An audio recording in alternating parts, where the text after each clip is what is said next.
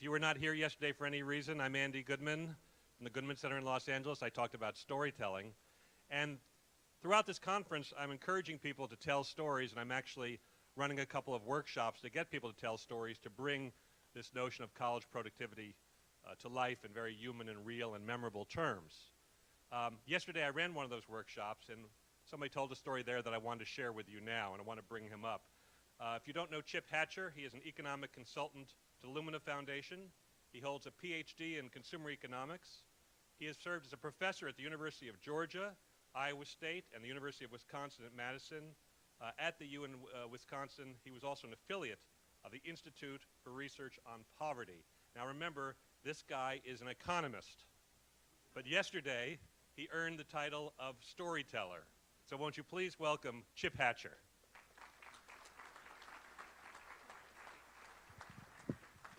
Good morning. So my story is about my friend Pam. And Pam is a bank teller. She's been a bank teller for about 15 years. And one of the things about working that long at one branch is that you sort of become the expert on everything. So her bosses were continually coming to her for, you know, if you couldn't remember a detail about an FHA loan, or you wanted to remember how to set up a Roth IRA, she was sort of the person to go to. And it occurred to her that since she was doing her boss's job all the time anyway, that it would make sense to want to do the job, because she also noticed that it was sort of a better job, right? It was more interesting, and it wasn't as monotonous.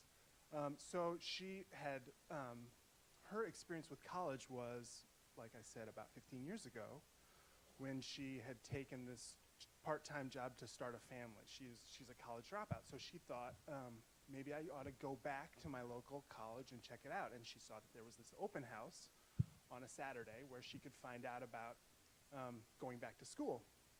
And so most of her morning, that Saturday morning at the local college, was about things like Greek life and the wireless capabilities of the dormitory, and all the kinds of extracurricular experiences that were available at the college. And she just wanted to take the courses, right, that she already knew, right? These were two things that she learned that morning. One was that most of the curriculum in finance and bank management was already part of her skill set. That was one thing she learned. And the second thing she learned was that she couldn't take the classes because they met during the day when she was at work at the bank. And so because this was the only experience that Pam really had with college, she thought of it as really her only alternative that was closed to her. So, so the end of my story is sort of Pam at the bank, back at the bank, realizing that that the situation she's in is going to be sort of permanent, and the bank is going to continue to waste her skills, and she is not going to have access to the kind of job that could raise her standard of living. So I think there are a lot of Pams out there, and they need more options, and they need to know where those options are. Thank you very much.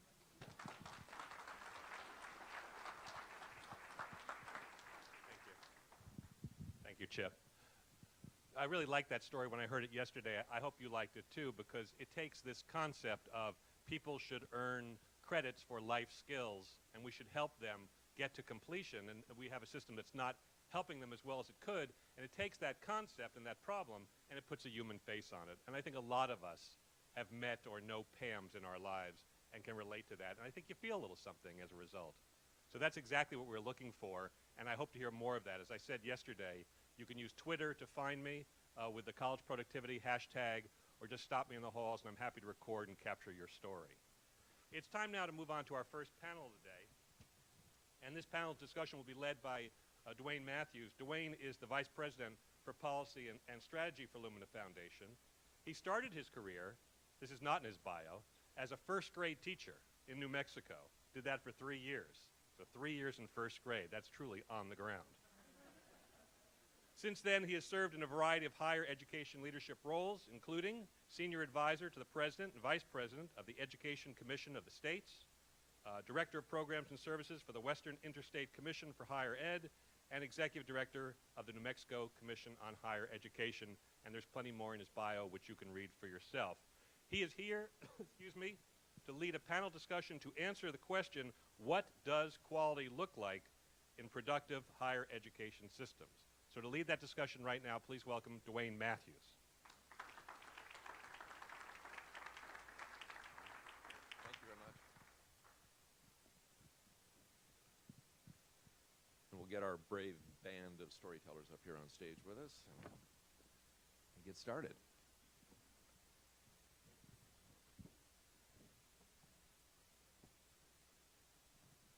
Thanks, Andy. I was a first grade teacher. I was not a rising first grade teacher. I was not a pre-K 4. Is that what it was? Pre-K 4. Presumably there's a pre-K 1, 2, 3, and who knows how many beyond that. I did none of those things. I actually taught first grade. My standard line, which I hesitate to use in this audience, was that there was no better preparation for dealing with the state legislature and university presidents than having taught first grade. But I probably should have said that here, but there it is. It's out. Can't take it back. All right, we've got a great panel here. These folks who I'll introduce in a moment are here to talk about this issue of quality. Now, in keeping with the theme, which, Andy, you said, of storytelling, I think we can tell this in the form of a story. So I'm going to tell a story about a foundation, and we'll call this foundation Lumina. And this foundation had a relatively new and brave CEO. Let's call him Jamie. And we were working on this issue of higher education productivity. We were also working on what many of you have heard of, we call the big goal, the goal that 60% of Americans complete post-secondary education by 2025. Of course, the big goal says high quality post-secondary education by 2025. Before we get into this topic about how quality fits into productivity, productive higher education systems, I want to tell the story about how high quality, that phrase, those two words, got added to the statement of the big goal. So you may know that Lumina has a strategic plan, and it was the first sort of public statement of the goal, the 60% higher education attainment goal. When we're putting the goal out and we were saying, you know, many, many more Americans need to both go to college, but more importantly, complete college, and that this is essential to not just the functioning of the economy, but also to individual success in America, to unleashing the human potential of this country, is that what we need to do to make that happen is we need more people. We need more people not just going to college, but more people actually finishing college, getting these degrees. Well, when we began talking with people, the question we heard over and over again was, hey, that's great, that sounds good, but how are you going to maintain quality? And we kept hearing this over and over again, and our first reaction, of course, was, these people are idiots. What are they talking about? And then we ended up saying, what are they talking about? What is the point here that people are trying to ask us about quality? What does it mean? And so we added to the strategic plan something that we call, that is, in fact, a footnote. It's called footnote 1. And if you look at our strategic plan, you'll see it. Under the big goal, there is a footnote under the big goal statement, and it's footnote 1. And if you haven't looked at it, I urge you to look at our strategic plan on our website, download it, and look at footnote 1. In some ways, it may be the most important statement in the strategic plan, other than the big goal itself. The fact that it's in a footnote only reflects when it was added to the strategic plan, which was late in the drafting process, because we knew we needed to say what we meant by high quality in the statement of the big goal. So what is footnote 1? Footnote 1 says high quality credentials, or degrees and credentials, which is the unit, the 60% is, high quality degrees and credentials are those that have clear and transparent learning outcomes that lead to further education and employment. That's footnote 1. As is often the case, Dennis Jones says this much more succinctly. He says, good education is something that prepares you for whatever comes next. So that's footnote 1, that's quality. Now, let's roll back to the topic of our discussion, conversation today, productive higher education. So what is productivity? And we struggle to define measures and metrics and so forth for productivity in higher education. But what do we really mean when we talk about productivity? Economists talk about it normally, simply. You look it up on Google, you look at Wikipedia, it'll say productivity is the number of units produced for the resources that are added into the production of those units. Produce more units at a lower cost, you've increased the productivity. It's a simple, succinct measure of productivity. But of course, there is a third factor to that because you cannot lower the quality of the product that you're producing. You assume that the quality remains at least constant. So let's roll it into higher education. Everybody says quality is important. We have to maintain the quality of higher education. So I am going to ask you to do a little thought experiment, and I want to ask you, what is quality in higher education? Just think about it for a second. And recognizing that this is a room full of people who've been doing this work for a long time, what's the first sort of image or word that pops into your head when you think quality higher education? Any volunteers? Rigorous? What else? Is anybody going to say Harvard?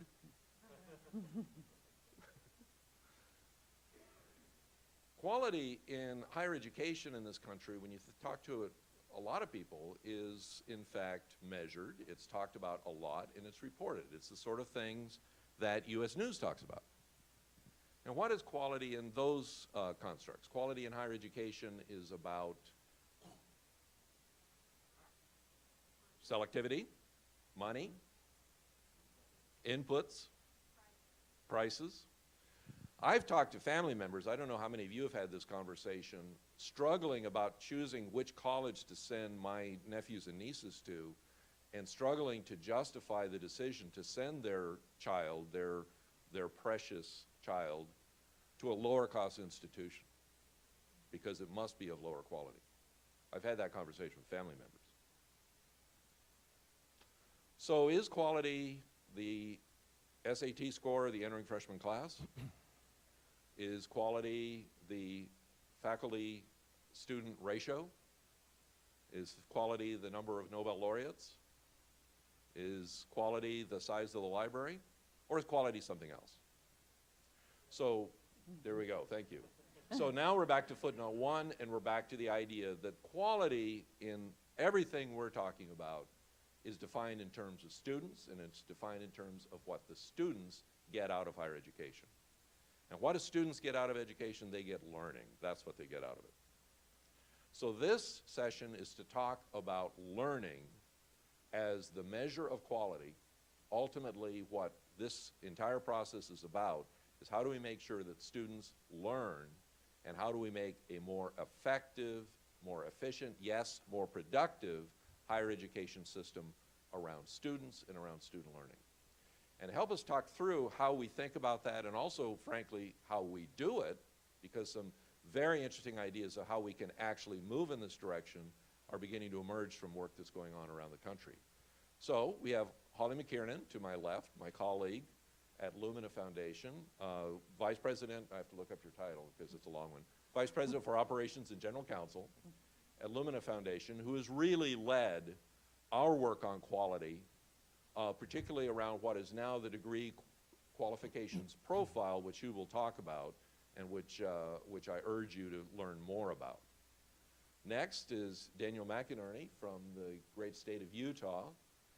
Something rare in these conversations, something that we only involve when it's absolutely necessary and when there are really no other options. Dan is a faculty member. So, if we're, and a historian to boot, which is also kind of cool. Dan's been involved in Utah in a very interesting, very important piece of work called tuning, which actually ties to a lot of other things that have been going on in Utah for a long time, which he will talk about. and which you really need to know about. It's very, very interesting work.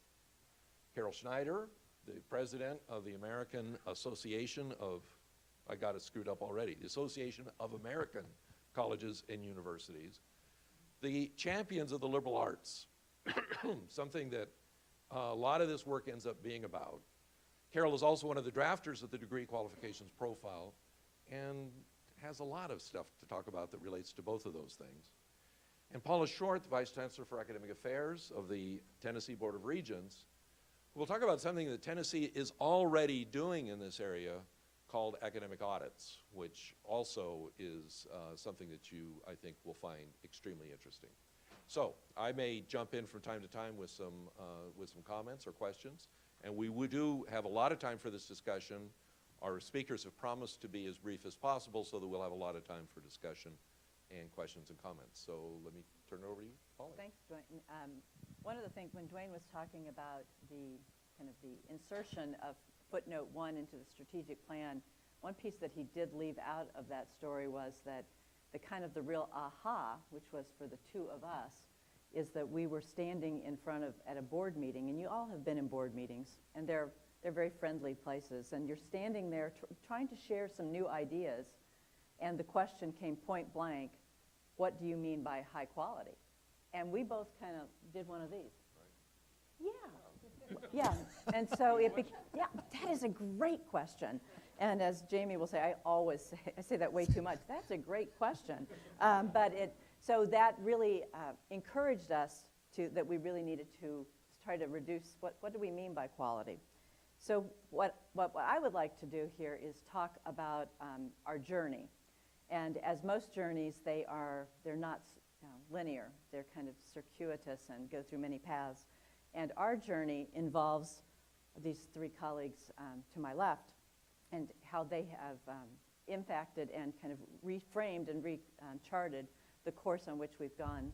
So what I would like you to think about as we're talking about something that is kind of a deep and heady topic, productivity, and linking that to quality, what I would like each of you to do, though, is to put a face on why quality really matters.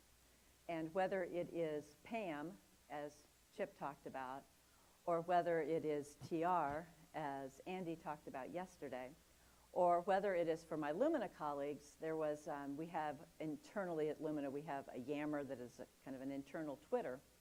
And yesterday, this put another face on it. One of our colleagues, Kiko Suarez, has dropped his daughter off at preschool, and he made the comment in our internal Yammer that Goal 2025 really matters because in 17 years, his preschooler is going to be one of those who is going to need to enter that system. So if each of us thinks that quality matters for the PAMs, someone who needs to re-enter the system, quality matters for the TRs of the world who have challenges far beyond what many of us have ever experienced, and also for the Sophias who really need, and we want to make certain that the system is for all of those and that high quality is not for anyone, but it's for 100%. So I would just, as we're thinking about this, think about who that face is for you that you want to ensure that this discussion actually, that this becomes a reality for us. So step back then as what is our journey?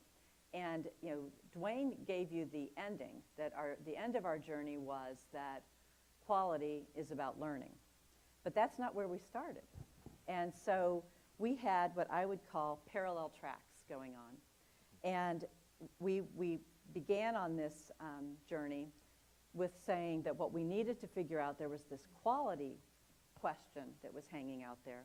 And parallel with this, we were querying what's going on in other countries.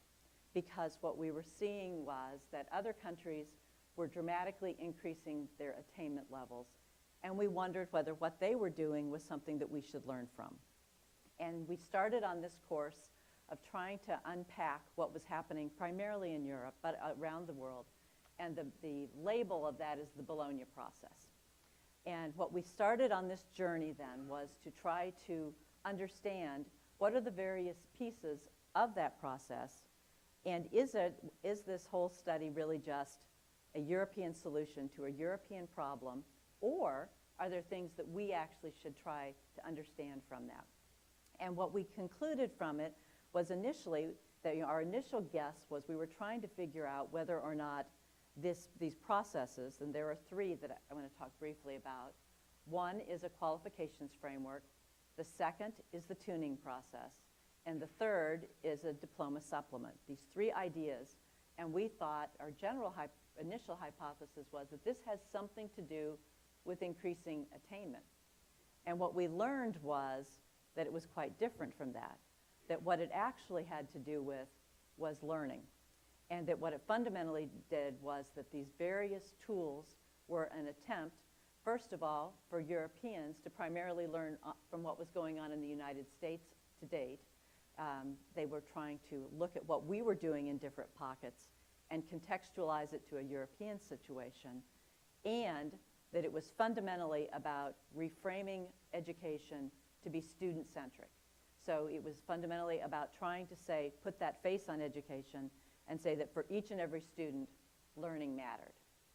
So what are those different pieces, and what did we start to learn from them?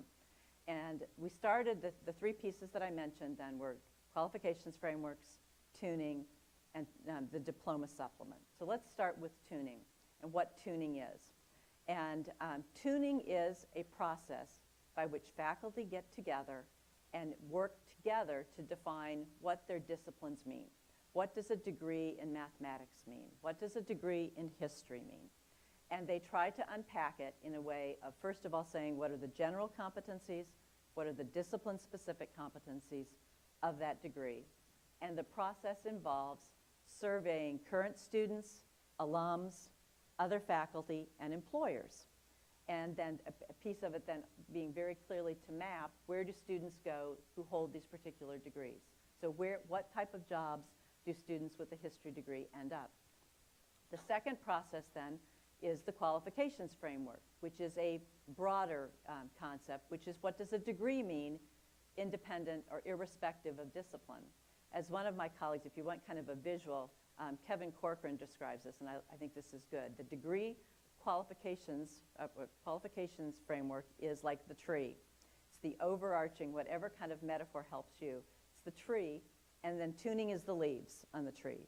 So the tree provides the general framework of what a degree represents, and then the tuning is how you actually provide the texture, the color, what is actually the content of any particular discipline. So those two concepts we were very intrigued with, and we were also intrigued with this idea of a diploma supplement, which is a tool by which you make very transparent and explicit what their learning means. So we were looking, and all of this is swirling around, and the character in our story, Jamie, asked Dwayne and me to try to say, what is a way that we can test or learn about this and see whether it has applicability in the American context. And so what we decided was that let's start with tuning. And the reason that we decided to start with tuning was that it was faculty-led. And it was the piece that one of the things that I'm particularly glad that Dan is here is that Dan was I'd call him a very friendly skeptic in all of this. And what he has become is a committed champion. And I always call him the poster child for tuning, because he is passionate about it now. And we did not start with faculty being particularly passionate about this idea that we really wanted them to test this. But we began with tuning because we thought, and Dwayne would say that in retrospect it was very strategic, and we'll even say that at the beginning it was a strategic decision, but it was to begin to look at working on the discipline, and it was not because we thought that it would necessarily lead to something bigger. What we really wanted to do was to see, does it work within the unique American context? Does it add value? And is it different than something that is going on in other parts of the world? Is it different than what we were already doing in the United States? And the conclusion was yes. And I'm going to let Dan in a minute kind of give more color and texture to the leaves of that process. But what the tuning process then led us to was that, and pretty quickly, we were intrigued with this idea of what does a degree represent more broadly in terms of competencies. We were apprehensive about entering that because that's something very different in American higher education, to try to have a shared understanding across the country about it. So we didn't want to start there. But what the tuning work led us to was that that was something that was missing. So for example, in the state of Indiana, there was a discussion around the chemistry competencies. And the question then came up, what is the difference between an associate's degree in chemistry and a bachelor's degree in chemistry? And what are the different competencies that lead up to those two different degree levels? Which then led to, what's the difference between an associate's degree and a bachelor's degree? So at this point in kind of our journey, I called my friend Carol Schneider, and I asked her, is there value in trying to understand what a degree represents more broadly? And she was intrigued by it, bless her heart. It's like, I feel like every time I pick up I feel like if Carol sees on her caller ID, oh, it's Holly McInerney, she goes, ooh, one of those, oh, what's she going to ask me this time to do? But you can imagine that in this journey, we have this tuning work going on, and parallel with this then, we're trying to figure out whether we should start thinking about what a degree represents. The process was then to engage, we called Carol and asked if she thought there would be value in pulling together lots of higher ed experts to first just talk about it. We talked about it, then we had a wide group, that group became smaller as we discussed it in more detail, and then smaller still. And the conclusion was that there was value in trying to reduce to writing what a degree represents in terms of learning. And in your nice little blue folders, there's an executive summary of what has resulted as being the degree qualifications profile. And what this was is an attempt to frame it around learning as far as 5 general areas of learning, and then letting institutions then be more specific about what is unique to their own context. So then this gets back to how does all of this fit into what quality means fundamentally? And what we've concluded, or our hypothesis is, that at the very anchor, to be able to talk about making systems more productive, to be able to talk about increasing degree attainment, to be able to talk about more degrees completion, to be able to think about innovation and new delivery models, that the constant needs to be the quality. The constant in all of our conversations needs to be, what is the outcome of higher education? And that outcome should be what students know and are able to do with their learning. And that by coming upon a shared constant of what that means, then the PAMs of the world are able to bring together and recognize the skills that they've already attained, be able to translate that into something that then can become a credential that leads to footnote 1, further education or employment. That by having a shared understanding of quality, it allows new delivery models to be able to come up, that we can actually reduce the cost of higher education, that would increase degree attainment. So that is our overall hypothesis, and the way that we are currently testing it then is through work that is going on very concretely on the ground in terms of what Dan is doing in the state of Utah and in other states, and then what Carol is doing through our work. So I would like both of them to put more kind of context and meat on this as far as the tuning process and what you're doing, and also Carol, what the work is and what both from the accreditor perspective and also from the work that AAC&U is going to do. Thanks, Holly. And as a 60-year-old, I genuinely appreciate being called a poster child. It's very refreshing. I've been a faculty member. I'm starting my 28th year in teaching, and my teaching started 60 miles up the street at Purdue University, where I did my graduate work as well. I have a debt of gratitude to the people of Indiana, who, in a time of another economic crisis in the late 70s and early 80s, in a time of hyperinflation, and then recession, of 18% mortgage rates, of an economy that looked like it was spiraling out of control. Those people in that government kept their commitment to public education and allowed me to continue work as a graduate student.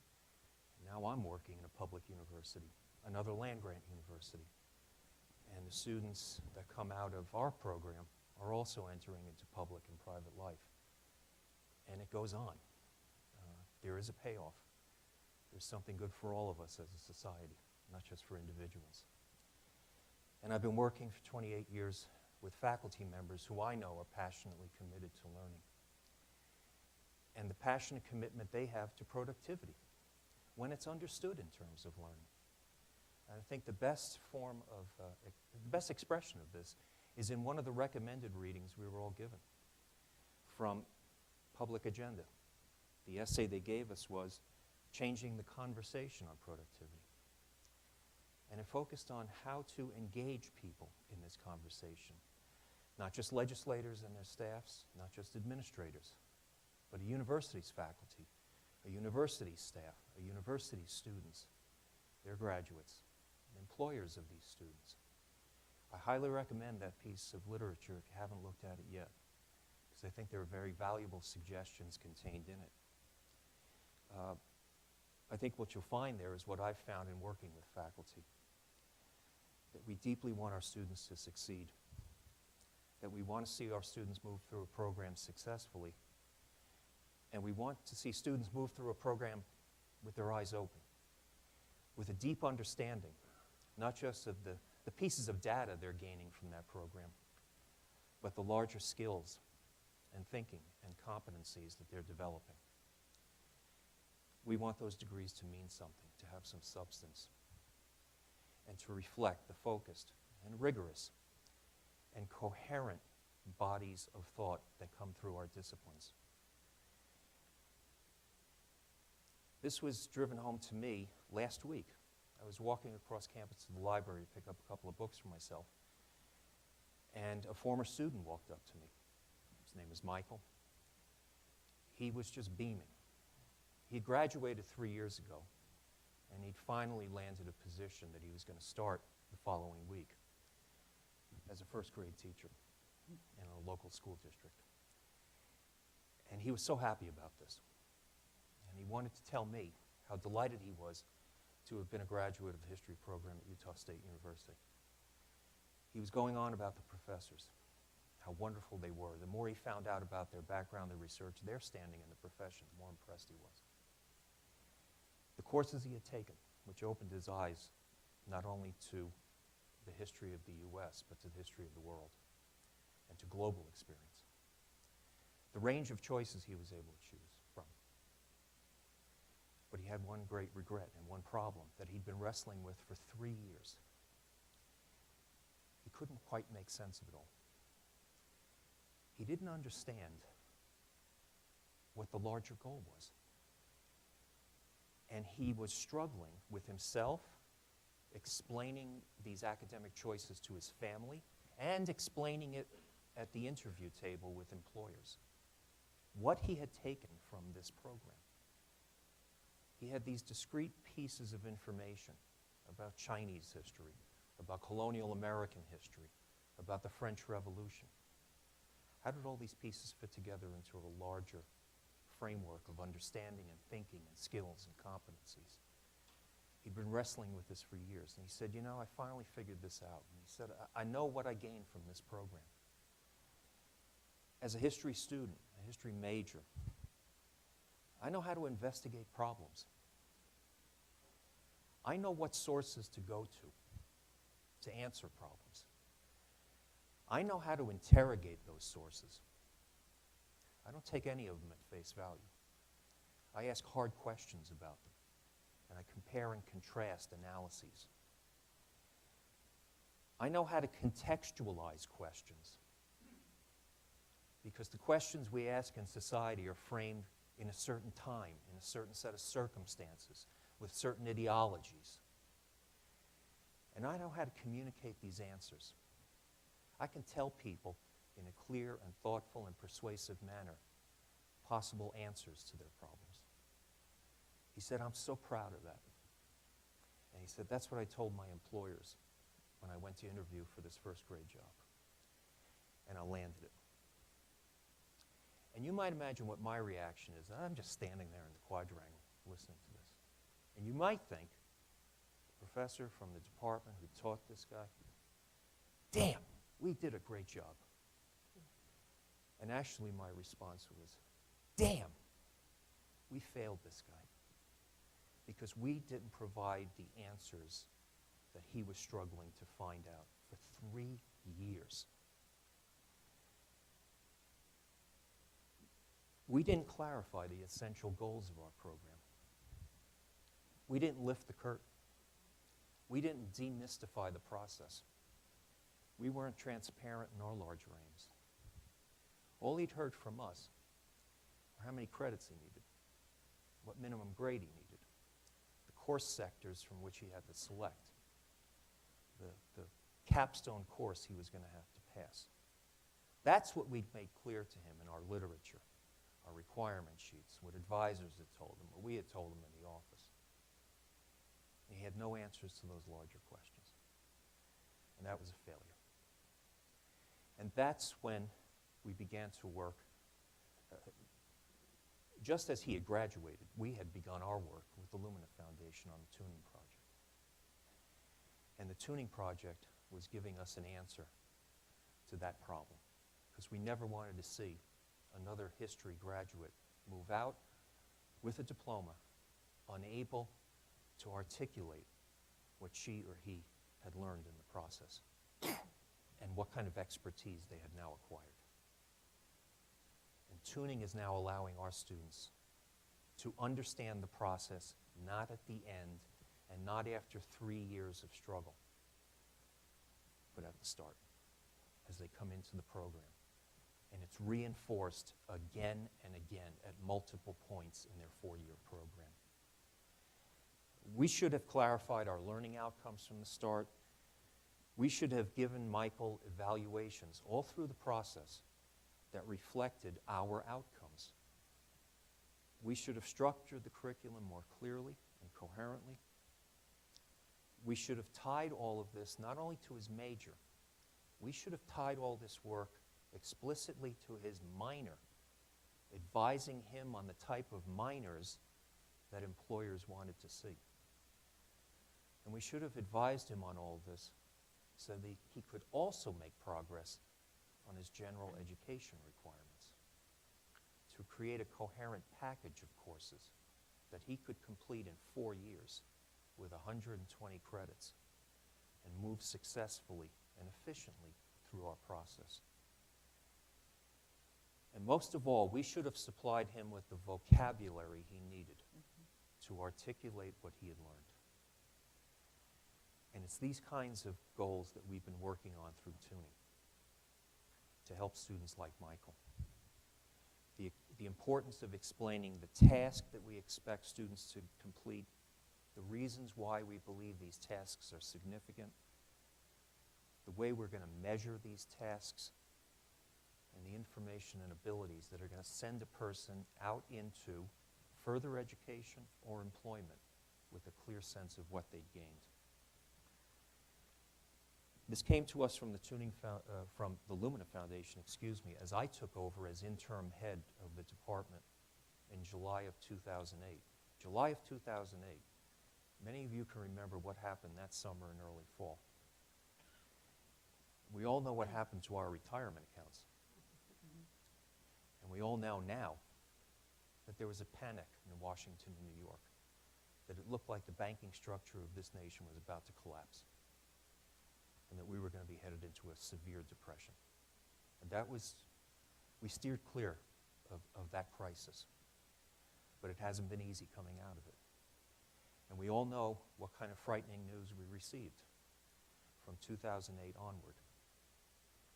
And we all know what faculty and staff were obsessed with. Am I going to have a job? And here I am as interim department head thinking my first job is that I'm going to have to fire people. And at early department meetings, I had to calm people down, keep things in order, and then tell them, oh yeah, we have a new project for our department. It involves assessment and evaluation. And I don't have to tell any administrator what kind of response you're likely to get from faculty when those words are raised. And it was the reaction that I had too, as Holly said. Because I knew what had happened with assessments and evaluations in the past. They'd been top-down approaches. The university was facing an accreditation review, and we needed to have some data about evaluations of our programs. So very quickly at the top, there were orders that came down. You have to assess your programs. There's going to be one-size-fits-all assessments. Do it this way. Gather this information. report back to us. We'll give it to the accreditors. And the stuff is shelved, and we never see it again. And faculty think of this as a waste of time.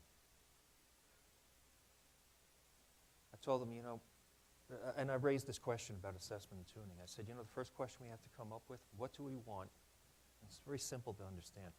What do we want our students to know, to understand, and to be able to do in a history course or in a history program?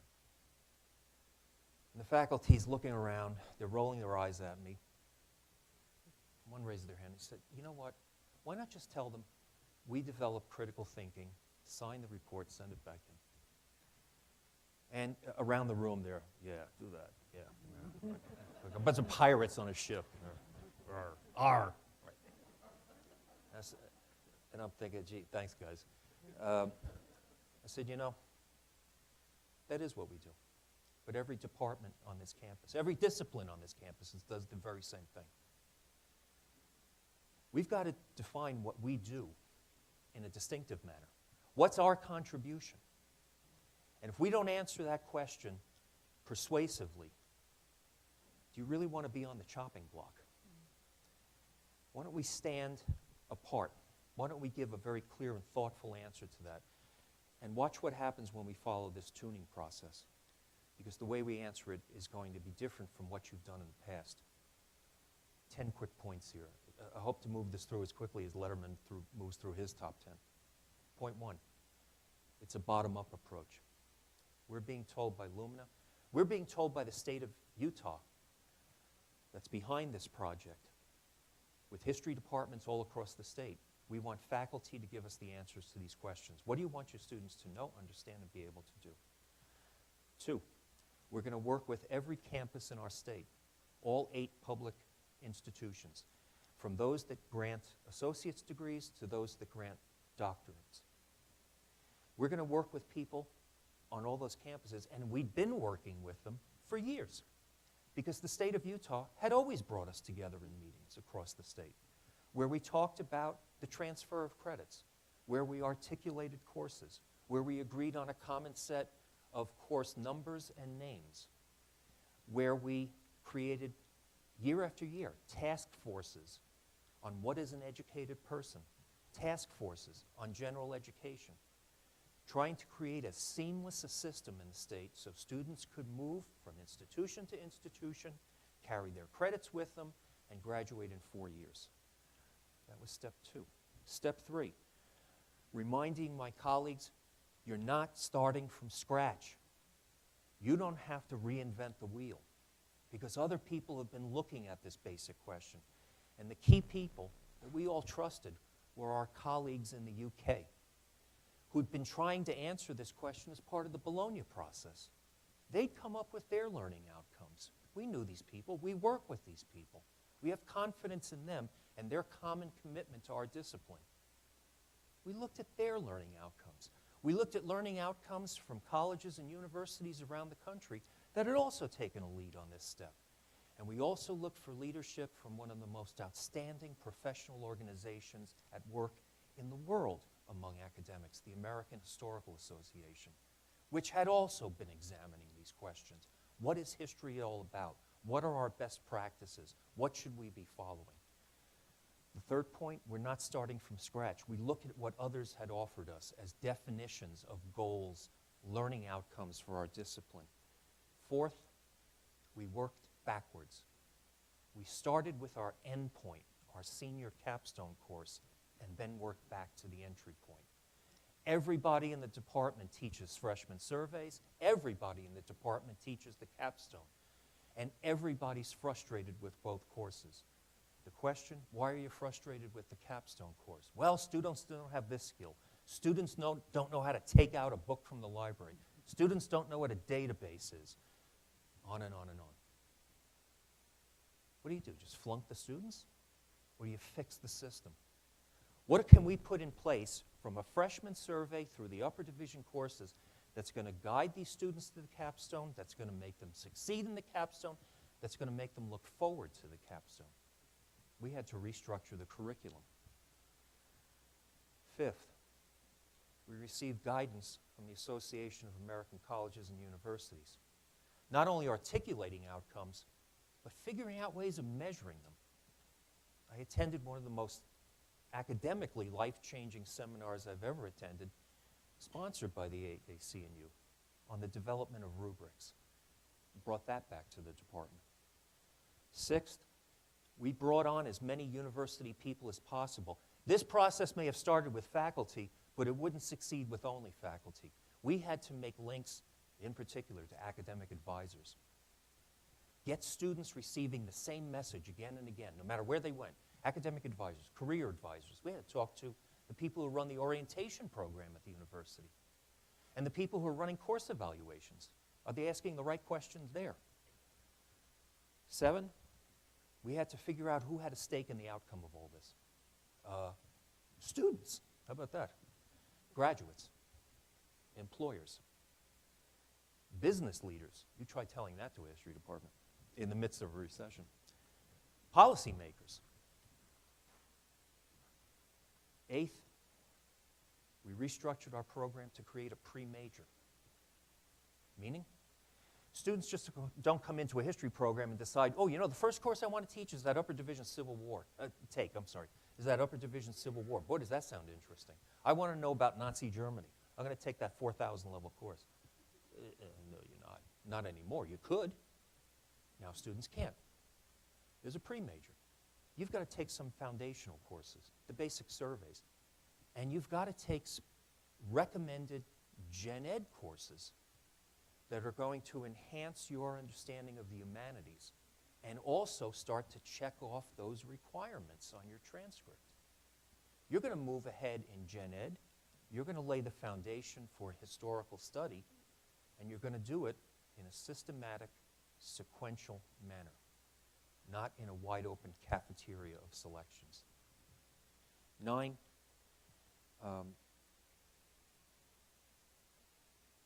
we understood that, our college understood what we were doing and started to say to the other departments in our college, you know what? Copy what history is doing. Create those learning outcomes, create your own pre-major, and the college in the meantime is also going to reconstruct its college core. Not to add courses, not to go beyond 120 credits, but to give students systematic, coherent choices along the way. 10th and finally, we gave students the vocabulary to understand what they're achieving in a history program. And we're putting this on our requirement sheet. It's not hidden. It's not in code. It's not something they have to deconstruct. The language that Michael gave me in his statements last week was the very language that we now give to students right at the start. That's some of what we've been doing at Utah State. Thank you. Well, let me try to pick up on that. I came into this, as Holly has said, from an Association of American Colleges and Universities that had the privilege of working with hundreds, perhaps thousands of faculty members like Dan, working with his colleagues across Utah, working with colleagues in numerous other states. And we had a strong sense that there was something on which we could already build, that we didn't have to look only to Europe. We shouldn't, in fact, look primarily to Europe. The whole conception of a degree, for example, in Great Britain is different from the conception of a degree. Historically, in the United States, we have always emphasized broad learning as well as field-specific learning. But a lot of work on learning outcomes was already going forward. And so what Lumina was talking about had potential foundations in the wisdom, the insight, and the commitment of faculty like Dan and tens of thousands of others. But we also entered this with concerns. For those of you who don't know AAC&U, we are a big tent organization, 1,250 colleges, universities, and community colleges. We set out to make ourselves the place where everyone comes together to work on what we call inclusive excellence. Not the kind of excellence that is counted by how many students didn't get in to Harvard, but rather by a determination to clarify what it is that every student actually needs to be prepared for work, for life, but also for democratic citizenship, and to recalibrate what's going on educationally so that students know what they're supposed to be doing, as Dan has so eloquently illustrated, and are helped to get there. But the concern we had was that the whole discussion about, you can choose your name, whether it's completion or student success or productivity, was all in fact being calibrated around basically an implicit metric, which is credit hours. Credit hours. Are students in fact progress? Are they not getting more than 120 credit hours, which would be very bad? And are they in fact progressing in timely fashion through the first year, 30 credit hours, second year, and so on? But credit hours are not, although they're treated as a proxy for progress and implicitly for quality, they are the latest thing in 1914 for what you mean by quality. And let me just illustrate for you, as those of you who've heard me speak before know that I have my own stories and they come from my own family, which as they make their way through college, give me an ever-ending illustration of what we don't want. So here's my granddaughter illustrating important reforms that many states are promoting in the name of productivity and greater efficiency. So in high school, she is taking at a community college 2 courses, history course, political science course. This is dual enrollment. So these courses are giving her credits toward her high school degree, but when she gets to college, she will have these courses, and she's getting an A+ in each of these courses under her belt, and she will be done with her history requirement, and she'll be done with, in fact, with her social science requirements, possibly humanities, part of humanities too. Now, what about these courses for which she is collecting 12 credits? Multiple choice midterm, multiple choice final, not a page of writing. Those of you who called out rigor when you were first asked about quality, I imagine you assumed that rigor means in the kind of work the student is doing. But here are 2 courses carrying lots of credits in which my granddaughter is not being asked to do anything that reflects my concept of quality as an historian or as a social scientist or a humanist. So the fact of the matter is the credits which we can count most readily mask huge unevenness. The same 3 credits can be coming out of a very well-conceived, rigorous, research-intensive pre-major experience at Utah State University that Dan has described, or it can be describing the multiple choice midterm, the multiple choice final, not a word of writing of any kind. That is what my granddaughter has experienced on her way through high school to college. So credits, while they're an easy thing to count, are not a good proxy for quality. But the other more complex ways of assessing quality, and AAC&U has been working on this with thousands of committed faculty across the country, are at best a work in progress. We do not have agreed upon contemporary frameworks for demonstrating the quality. And that's the sort of insights that brought me into the effort that Lumina is, to its huge credit, making to lead the United States in moving forward from a lot of work on learning outcomes, which is already happening, to actually going deeper to make these a reliable framework for what students know they're supposed to do and in fact do as they are moving from school to college, from 2-year to 4-year, and the particular work that we've done actually addresses the major as well. So I know that you've received the executive summary of the degree qualifications profile. In case you didn't bring it with you to this session, you have on the tables a handout for this session, and on page 2, my own cliff notes on the degree qualifications profile. And those of you who know who wrote the, right? Yeah, that's right. Those of you who know Cliff Adelman's key role in this whole effort will find this doubly amusing. I want to take you quickly through what this degree qualifications profile is and how it relates to the kind of work that Dan has been talking about in terms of tuning disciplines. Then I want to show you an example on the next page of a new community college being invented as part of the CUNY system that has already put the degree qualifications profile to work in designing its framework of expected outcomes for its curriculum for 2-year students in an open admission system. So what are the elements of the degree qualifications profile? This is, as Holly has said, an effort to spell out what students not only know but are able to do with their knowledge at the end of a degree, and the actual profile is calibrated to 2-year expectations, 4-year expectations, and master's degree expectations. And at all levels, we are arguing, drawing and I can't emphasize too strongly, this is drawing from models that already exist across the United States and trying to build on them. And it's being put out there as a beta draft that people will, as we like to say, kick around, improve, and make better. And in fact, I would argue that CUNY's already trying to make it better. But at any rate, what are the key elements? A degree ought to include two kinds of knowledge that should be addressed at every level. Not broad knowledge to get out of the way first before you get on to the real thing, which is the major, but in fact broad knowledge as a context for specialized knowledge. And you'll notice that we call it broad integrative knowledge. The notion is that students should have opportunities to connect this knowledge with real problems, with real questions, with the so what of what they're learning, as Dan so eloquently described. So a student develops specialized knowledge, broad integrative knowledge. If you look at this closely, you will see that if a student studied only history, she could not meet this qualification standard, both in the description of broad knowledge and in the description of specialized knowledge. The profile offers that a student ought to be able to integrate knowledge from different disciplines and apply them to a complex question, whether that's a question of hunger or poverty or global warming or race in the United States or comparative democracies, whatever the question is, the student ought to be able to draw on more than one discipline.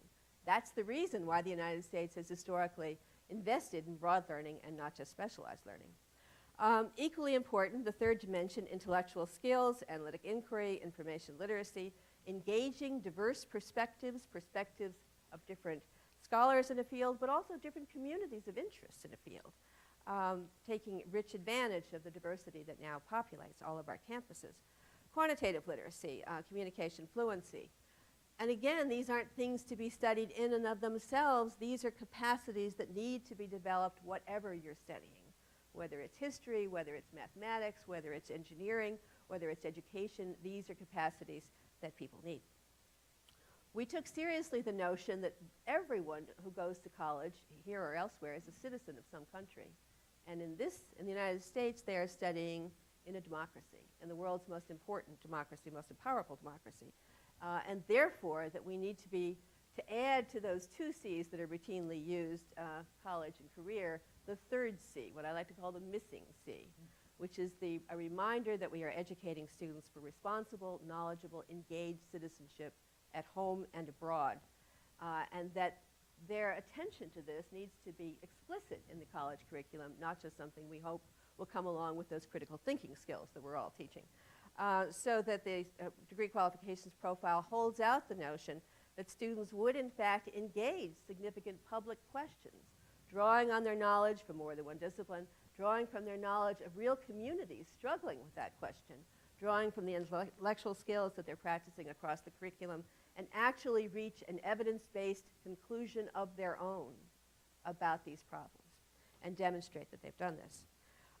The sort of centerpiece of the whole thing is applied learning, the student's ability to apply knowledge, skill, judgment, engagement with diverse perspectives to real-world problems, to real questions, to projects, to research, to all the different kinds of things that people do to actually solve problems and advance insight and understanding in the United States.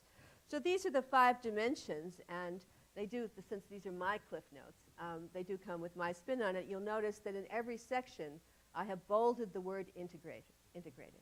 That is really what this is getting at. Not one course after another, not skills practiced in isolation, not problems occasionally brought up, but all along the way, the integration of the so what? Why does this matter? Why do these problems we're struggling with matter? What will this knowledge do for us? Your students question the so what of it, built into the design of an integrated experience along the way. We were very self-conscious about not trying to get in the way of faculty competence. This is a profile. It isn't even called a framework. It's a profile, and the kind of work that scholars like Dan and others do fills in the particulars for an institution, for a program, for a course. But the key question here is how would you know whether or not students are actually achieving this kind of learning? We'll come back to that question in a minute. I've given you lots of information in this handout, and I'll just explain quickly a couple of things that are here on pages 4 and 5. I wouldn't have come into this project if I hadn't been confident the colleges and universities all over the country were already doing their own work on outcome. And our member survey showed, with a 48% response rate, that 80% of our members had already defined learning outcomes themselves, and they had done it because accreditation now requires it. And I've captured for you on page 4 a survey done for us, which describes the outcomes institutions already have on the tablet, so to speak. And whether or not it's used is another question. But when faculty had this discussion about what do we think students need, these were the answers. The degree qualification incorporates these insights. We were building from the work that was already being done across higher education. And then I've also showed you that when you look at the degree this way, this is exactly what employers are looking for. So on page 5, a snapshot of an abundant body of research that AAC&U has had commissioned for us to tell us what employers are looking for, and they are indeed looking for the kind of broad knowledge, the integrative knowledge, the strong intellectual skills, but also the different dimensions, what are called here personal and social responsibility, ethical learning, civic learning, intercultural learning, and above all, employers want more attention to integrative and applied learning, which is exactly what the degree profile is trying to give them. So what we're doing here is building from a dialogue that's already been going on, putting out a broad framework for experimentation by accrediting agencies, by individual campuses, by individual departments. We're going to have a 3-year period which we get feedback on this. This is the first draft, not the last draft, but I am confident that it is broadly congruent with the insights of faculty and employers who've thought well and deeply about these questions. There's one other dimension that's been built into this. This comes back to the question, how will we know if students can do this?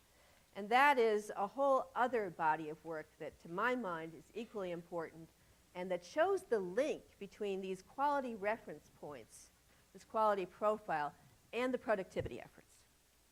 Because work has been going on all over higher education to try to build new practices into the undergraduate experience.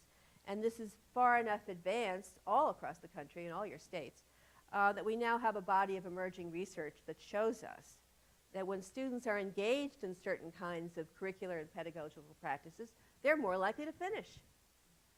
They're more likely to learn the things you want them to learn, and they're more likely to finish. A twofer, a breakthrough, one might say. And since I wasn't given an hour, but only 10 minutes, I've just given you a description of what these high-impact practices are for which there is research evidence on page 6, and then a couple of snapshots of the actual evidence that students progress in terms of their GPA, but also in terms of their completion. And if you'll see on page 7, while the more students are engaged in these high-impact practices, the higher the grade point average, the more likely to finish, the gain curve is actually higher for racial and ethnic minorities, who often have not been well served in our institutions. And George Koo, who did this work using NESI data, 10 years of NESI data, argues that there's actually a compensatory benefit for being involved in these kinds of practices for students who too often have found a chilly climate on our campuses.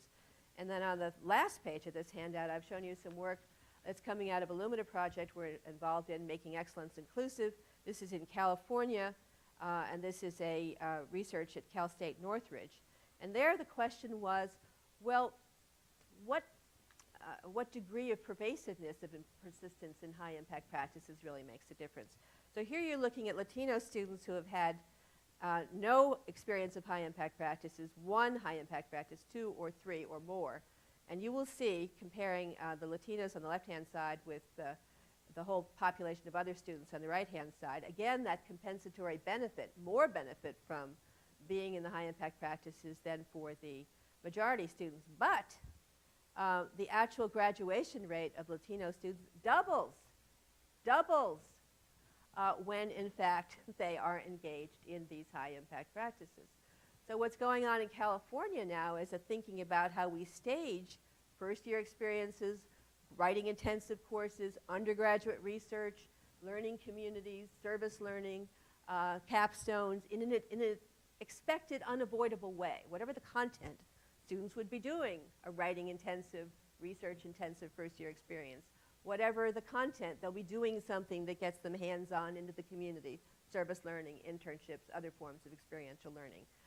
There'll be undergraduate research, there'll be intensive writing, there'll be capstones. So all of this is building into the design of the curriculum, high effort, hands-on, learning by doing, and that's exactly what we built in to the degree qualifications profile.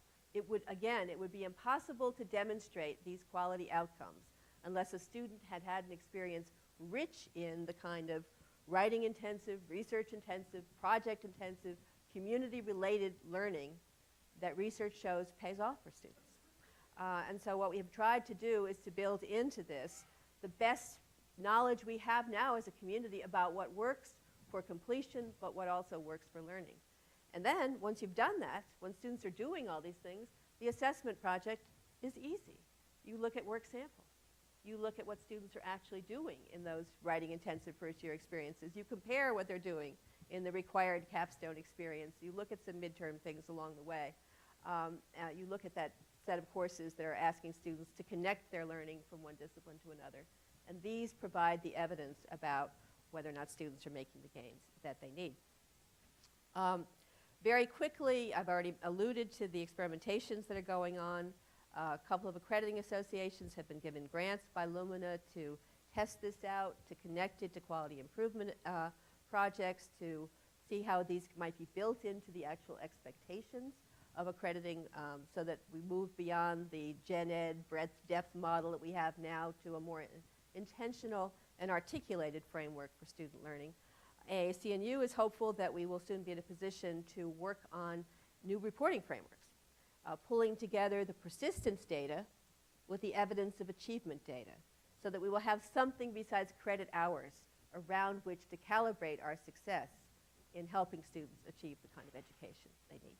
A work in progress, but I think one of the most important works in progress in higher education, and one that is poised to move into the core of productivity.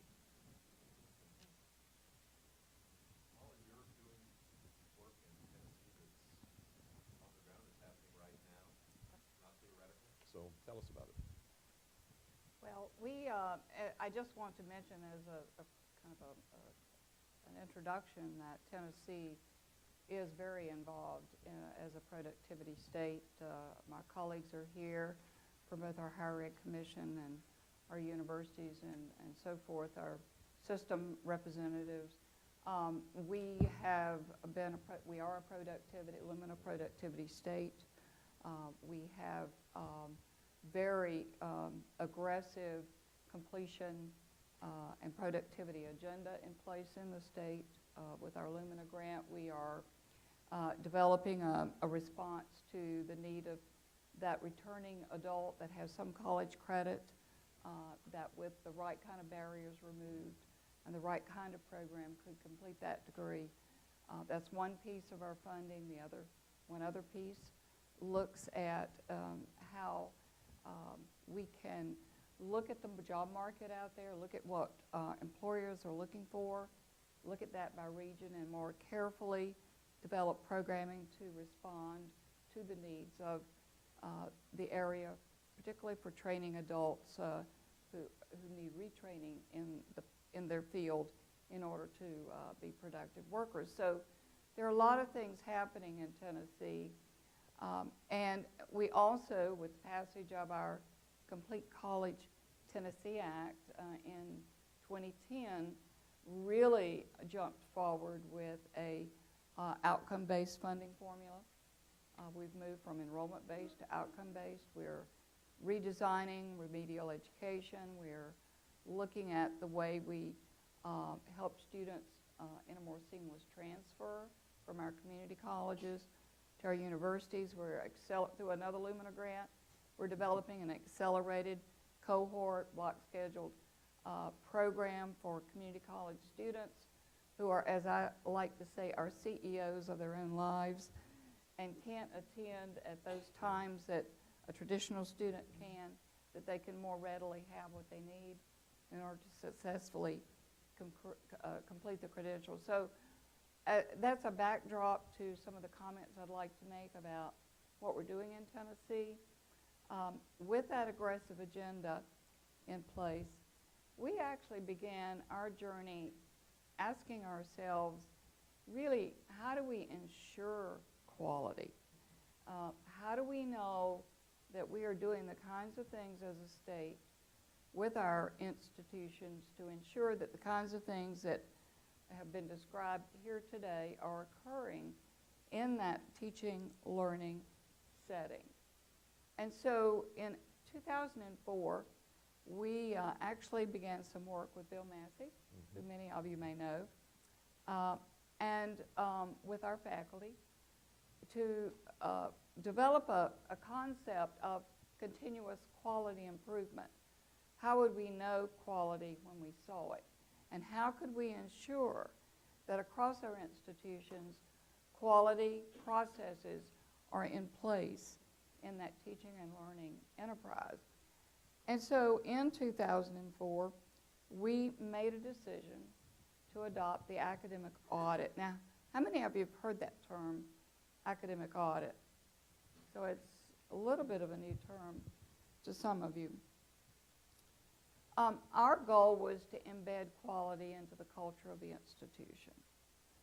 And so audit provided us with an opportunity to implement a continuous quality improvement model that was faculty-driven, not bottom-up, that would lead to a continual interrogation of our teaching and learning that was occurring in our institutions, and not only for those institutions to begin to ask themselves, are we doing the right thing, but are we doing them right? And that became a very important piece of our decision to look at quality from the lens of how do we continually ensure that continuous improvements occurring within that teaching and learning enterprise. So audit, you may be saying, well, what is academic audit? Well, it really is a lot like an accreditation process, except there's some very big differences. The focus is on, or the questions you ask, are how are the institutions assuring and how are they improving the educational quality of the student learning enterprise. So the entire focus of academic audit is on teaching and learning. It starts with a self-study that faculty in an academic area such as history participate in. There are faculty-driven discussions about data, using data, and looking at a set of principles focused on a set of focal areas, and how well are we addressing those in our day-to-day work that we do within our program. It shares some of the characteristics of a financial audit in that instead of general accepted accounting principles, we use generally accepted educational quality assurance principles as we begin to look at what a unit is doing within an institution. The quality principles that drive academic audit will sound familiar to you. You will have heard my predecessors here who spoke before me touch on these as they described things to you earlier. Those quality principles include defining quality in terms of outcomes, focusing on process, how things get done, working collaboratively with all stakeholders, basing decisions on evidence, learning from best practice, making continuous improvement a top priority. And those sets of key quality principles are focused on a set of 5 key areas that we believe are important to improving quality in the teaching and learning enterprise. Those key areas are learning outcomes, curriculum and co-curriculum, structuring the learning experiences. How do you teach? Are you engaging them? Are you using problem-based learning? Are you using various modes for engaging students in that learning process? How are you assessing learning? And then how are you assuring quality assurance in that process? Sorry for the raspy voice. It's a little hoarse today. One of the things that really is powerful about the audit is what we call structured conversations. These involve a protocol for investigating and looking into, kind of lifting the hood up and looking under the hood of practices that are occurring within the program area that is going through the academic audit. And one of audit's real striking characteristics that really, I think, makes it very, very powerful is that it has a real probative power. In other words, and you probably know this very well, Daniel, that if you talk about what you're doing, and if people are asking clarifying questions and asking probing questions, if you're not really doing it, after a while, it all kind of falls apart. It's hard to maintain the answer to the question of, well, these are the things we're doing to ensure that we're focusing on learning outcomes, that we've defined them. And you say, well, could you tell me more? Could you give me an example? Could you show me? Then you ask the other faculty, can you give me an example? You ask the students, what are you supposed to know and be able to do when you complete these sets of assignments? And after a while, if it's not being done, it falls apart. And so audit really is a very powerful way to get at, in a very faculty-friendly way, a very collegial way, are you really doing those things that lead? Are you really using those key quality principles that we know lead to good quality instruction? I'm very pleased that our Higher Ed Commission has adopted audit as part of its performance funding.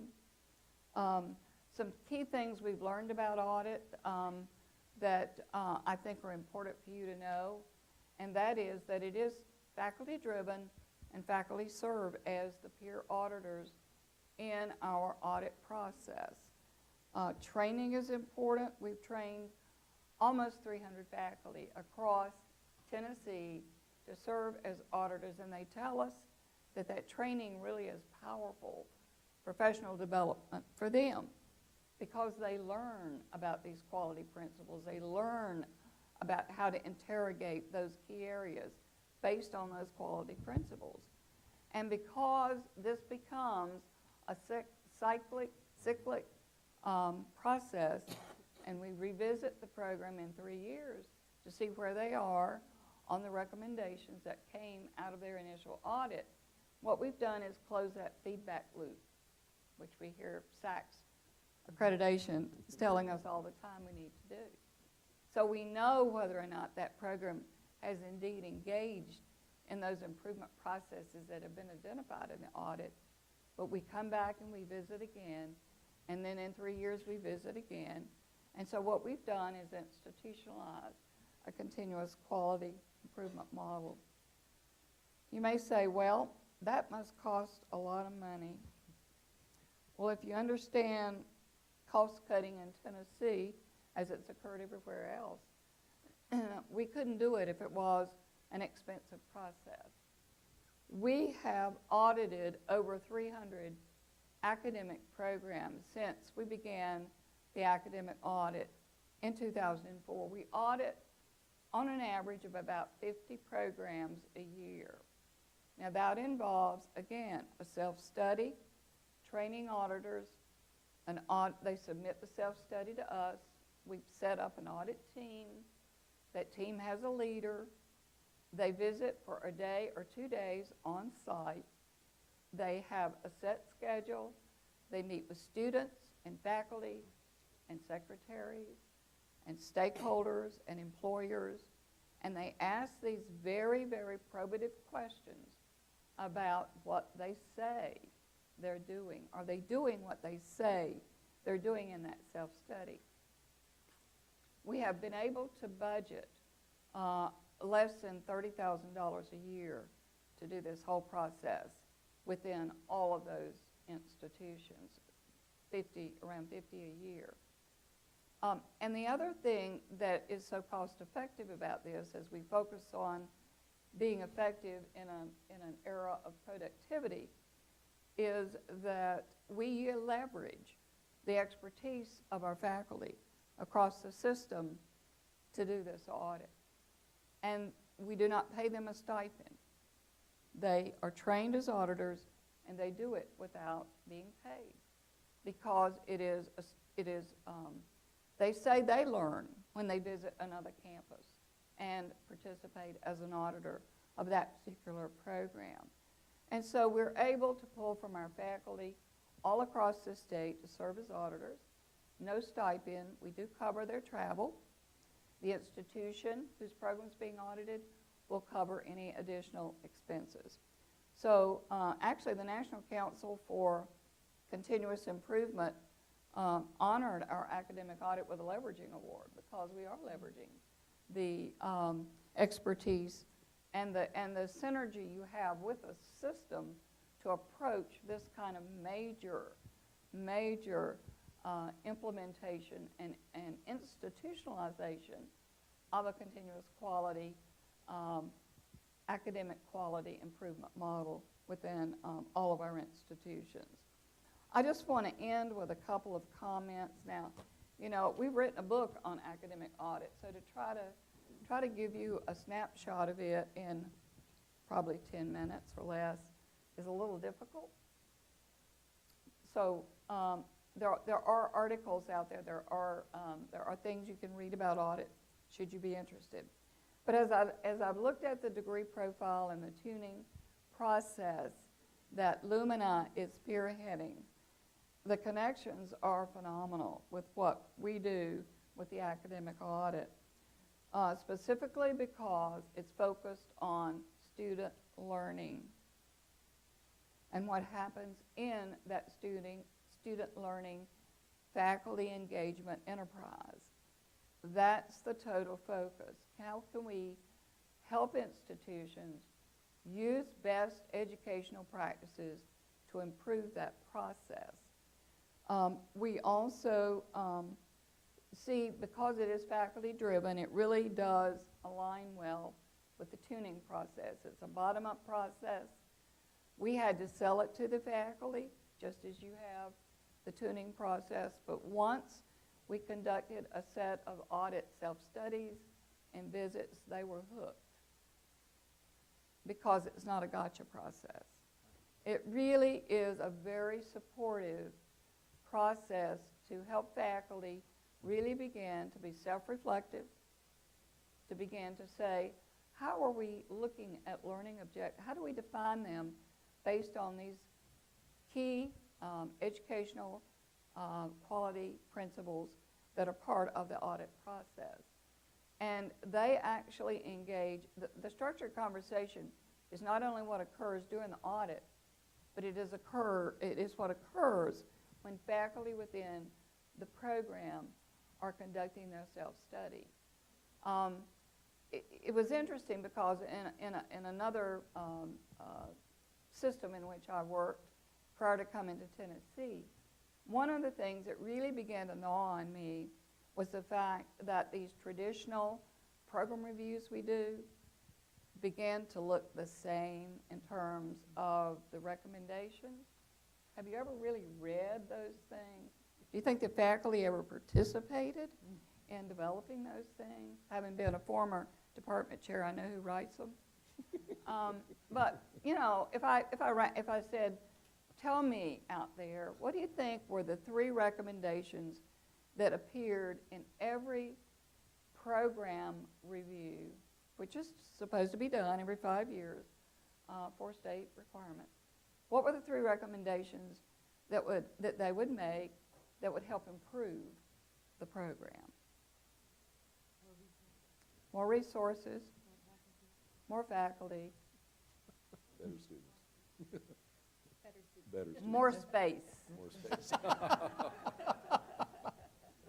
And I'm like, you know, how can that be true from veterinary medicine to English to, you know, whatever?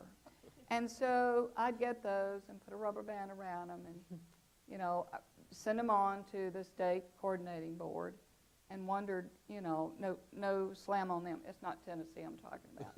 Another state, not represented here.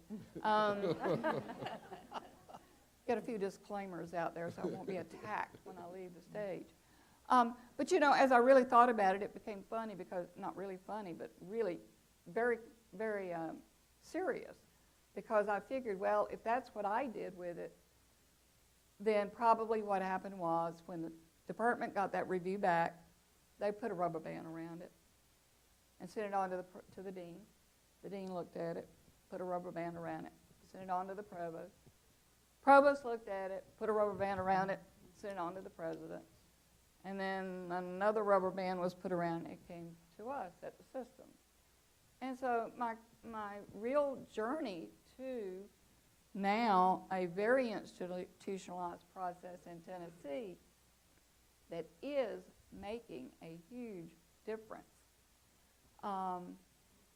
began with that concern that what are we doing in higher education that institutionalizes a process of continual reflection and review and work within the program area to change that program to assure to the students, the stakeholders, and to everyone that what's going on in that program is of the highest quality. And so that's what we've done in Tennessee. I like to end with a quote from a great philosopher, not Willie Nelson or Tim McGraw, but Aristotle, who says, quality is a habit, not an act. And so I think that's what audit brings to the conversation. So thank you. Well, thank you all. This has been really, really interesting. And we don't have as much time for questions or discussions as I would have hoped, but it's been just so interesting to get all of these ideas out on the table. But we do have a little bit of time, so who wants to start? I know we've got some questions in the back. We got some up here. There's another mic up here if we need another one to pass around. Let's go ahead and start. Okay, we'll start with Lewis, and then we'll work back that direction. Okay, Lewis. So I'll get two questions out quickly and then let whoever on the panel would like to take a shot at them. So I was actually doing my own little mini word cloud while we were talking here. And so the word, across all the speakers, the word learning was said 136 times. The word faculty was said 63 times. The word student was said 34 times. And you know, I was curious. We struggle with this. I work at a think tank in DC, and we struggle with the idea of student-centered versus learning-centered, and what's the right quality? How do those play into quality and productivity? So that question, and then, you know, quality movements in industries, in healthcare, in manufacturing, have always tended to reorganize the way those industries work. It's more defined in manufacturing now than in healthcare, but it's happening even in healthcare. Kaiser Permanente has, you know, a leader has totally reorganized the way it does healthcare. I'm wondering if we have any initial learnings about what higher ed might look like 25 years from now, based on the work that you're all doing. Thoughts? Yeah. Yeah. Just start talking. Oh.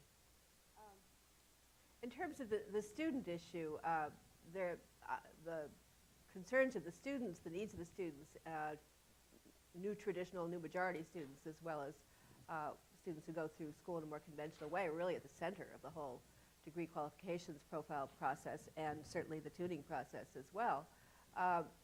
But the focus is on helping the student gain mastery. The wager that's really built into a lot of this is that two things. One, that when students feel like they're getting something of value, they're more likely to persist. It's when they don't know why they're doing what they're doing that you're really counting on their goodwill to keep them in school. But secondly, that the focus on competency and what people can actually do with their knowledge allows us to pick up that student, I'm sorry, I've forgotten her name, who was the subject of the story this morning, the bank teller. Because by framing learning in terms of competency outcomes, you privilege lots of ways in which a student might have acquired those outcomes. And so you can start with the non-traditional student and help them connect what it is they want to do next with what they've already learned, with the expectations of the degree profile, the degree framework. And adult learners will almost certainly have things that they have already learned how to do that meet degree frameworks in out of school. So that's not necessarily new. When I started long ago working with adult learners in Chicago, this whole notion of recognizing their work and certifying it through portfolios, now e-portfolios, was already at the center of the task. But now we're taking that kind of idea to scale. In terms of where this sort of thing might be going in the future, I think we are looking at two alternative pathways to the future. I don't know what the rest of you think. One of them is really good, and one of them is really bad. Anybody else pick up the New York Times this morning and pick up the discussion of all the new online opportunities for students to learn, and the comment from Checker Finn, well, it's going to be like tapas. We're going to have grazing as a student picks something from here and something from there and something from elsewhere, with the really important question, what could it possibly add up to? One of the things I hope the degree profile will do for the enterprise is to ensure that whatever is going into the menu the student is putting together, each course, without exception, is calibrated to some broad understanding of the integration of knowledge and skill and application, and that we will begin to have, as an enterprise, key reference points for initial, advanced, intermediate, and advanced mastery of essential competencies that are transparently part of courses. Now, I just happened to get, 2 days ago, an article from Peter Smith, who's at Kaplan, talking about the way they're using data analytics across tens of thousands of online courses to see the extent to which certain competencies are being addressed at an introductory, intermediate, or advanced level, and whether or not a student has practiced competencies more than once.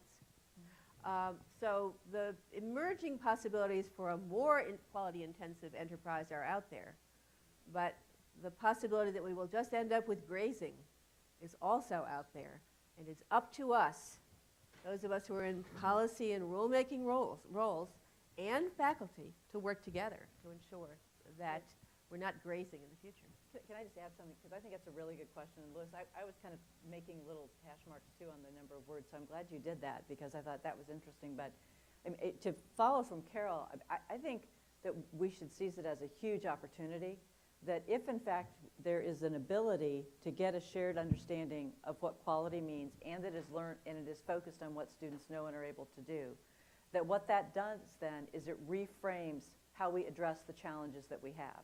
So if that becomes the anchor about that quality is at the core of what matters, and that quality, this is what higher education needs to deliver on, that's what students deserve and what the country needs, then it allows us to see and consider innovation in a different way, so that it is not just grazing, so that it does actually add up to something. It allows us then to see students and their mobility and how they transfer and move through the system, not in just a straight trajectory, but they move at and re-enter and exit the system at different ways. We get to think about that differently because we're focusing on what students actually are able to demonstrate. And that if we engage all the stakeholders, the students, the employers, the faculty, the policymakers, with this shared focus, that we can address this in a way that will ensure that we will have the type of system that we really need. At least one more question we need to get into. Okay, go ahead. I'd like to actually follow up that and maybe connect a couple of other dots and to get to the two outcomes, one may be good, one may be bad, in the following way. It strikes me that both the Bologna process and what the Lumina Foundation have been doing is really trying to change the fundamental model in the following sense. If it's all about learning, and if it's all about the demonstration and assessment of that learning, then the longer we hold on to the credit-based system, the more likely the TAPAS outcome will occur.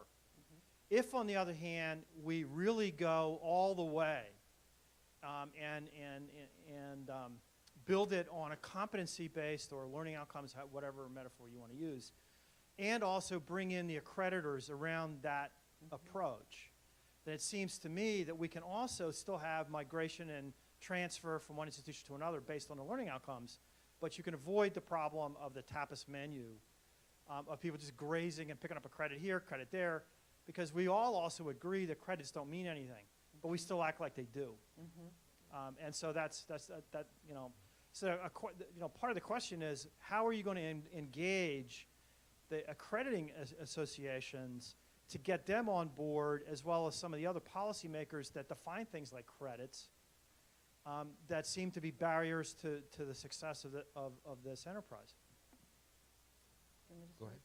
Well, in this I'll have Dwayne jump in on this as well, but you know, part of the initial testing, and Carol mentioned that as far as the degree profile work is involved, that it is the drafters conceived it as a beta version, and that it was very important that it have feedback, and that it was essentially, you know, putting it out to the field to, as she said, kicking the tires to really see what works, and that it was to look at the content, and it was to look at how they were able to demonstrate the competencies, which feeds into your question, how they actually engaged faculty, and then advice that they would have back to all of us, and kind of as what's the value of this, and how might we actually take this to scale in a more quick manner.